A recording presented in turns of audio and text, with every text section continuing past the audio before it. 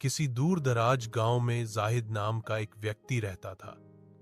वह एक आम किसान था, लेकिन दिल में हमेशा दूसरों से आगे बढ़ने और ज्यादा ताकत हासिल करने की ख्वाहिश रखता था।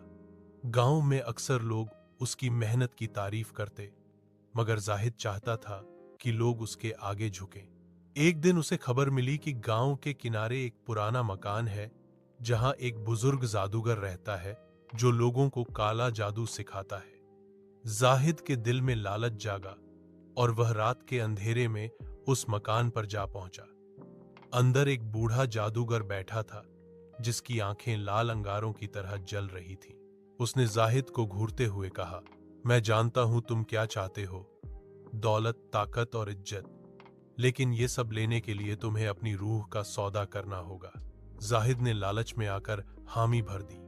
जादूगर ने उसे एक अमल दिया और कहा कि आधी रात को कब्रिस्तान में जाकर उसे पढ़ना। जाहिद ने वैसा ही किया। जैसे ही वह अमल मुकम्मल हुआ, उसके सामने एक स्याह साया नमूदार हुआ। वह साया धीमी मगर खौफनाक आवाज में बोला, अब से तुम्हारी हर ख्वाहिश पूरी होगी, लेकिन तुम मेरे हुक्म के गुलाम हो जाओगे। शुरुआत में वाकई सब कुछ बदल गया। जाहिद के खेतों में अचानक फसलें खूब आने लगीं। उसके घर में दौलत बरसने लगी। लोग हैरान थे कि यह सब कैसे मुमकिन हुआ। मगर आहिस्ता आहिस्ता जाहिद की जिंदगी एक जाल में फंसती चली गई। रातों को वह साया आकर उसे हुक्म देता, फलां को नुकसान पहुंचाओ, फलां का रिज़्क बंद करो। जाहिद के पास इनकार की हिम्मत नहीं थी। जितना वह मानता गया, उतना ही उसकी रूह कमजोर होती गई।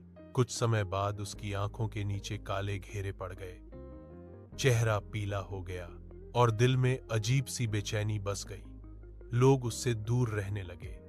आखिरकार एक दिन उसकी पत्नी ने हिम्मत करके उसे कुरान की आयतें सुनाई। जैसे ही कलाम पाक की आवाज उसके कानों में पड़ी, जाहिद बेख्तियार कानों को थामकर तड़पने लगा। वह काला साया जो हमेशा उसके साथ रहता था, चिल्लाया, यह रोशनी मुझे जला रही है, और धुएं की तरह गायब हो गया।